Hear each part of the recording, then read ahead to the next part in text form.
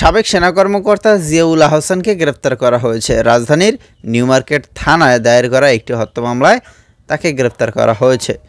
New market থানার OC Aminul Islam বিষয়টি নিশ্চিত করেছে। বৃহস্পতিবার 15 আগস্ট রাতে ঢাকার খিলক্ষেত এলাকা থেকে জিয়াউল আহসানকে গ্রেপ্তার করা হয়। আর শুক্রবার সকালে তাকে মিন্ট রোডের ডিবি কার্যালয়ে নেওয়া হয়েছে।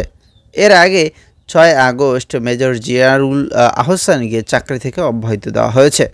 Major general Ziaul Ahsan national telecommunication monitoring সেন্টারের এনটিএমসি মহাপরিচালক ছিলেন। তিনি 2022 সাল থেকে এনটিএমসির মহাপরিচালক হিসেবে দায়িত্ব পালন করছিলেন। এর আগে তিনি ওই কোম্পানির মালিক পরিচালকও ছিলেন।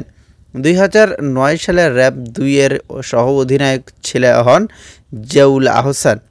একই বছর তিনি লেফটেন্যান্ট কর্নেল পদে পদোন্নতি পান এবং র্যাব সদর দপ্তরের গোয়েন্দা শাখার পরিচালক নিযুক্ত হন। সেই সময় থেকেই তাকে নিয়ে নানান ধরনের বিতর্ক সৃষ্টি হয়েছে। যাই হোক দর্শক শ্রোতা, হাসিনার যত অপকর্মের সাথে যত সেনা কর্মকর্তাই হোক, যত র্যাব কর্মকর্তাই হোক, পুলিশ কর্মকর্তা হোক, সকলকে এইভাবেই গ্রেপ্তার করা হবে এবং তাদের সেই আয়নাঘরে বন্দি করা হবে। আপনাদের মতামত কমেন্টে লিখবেন।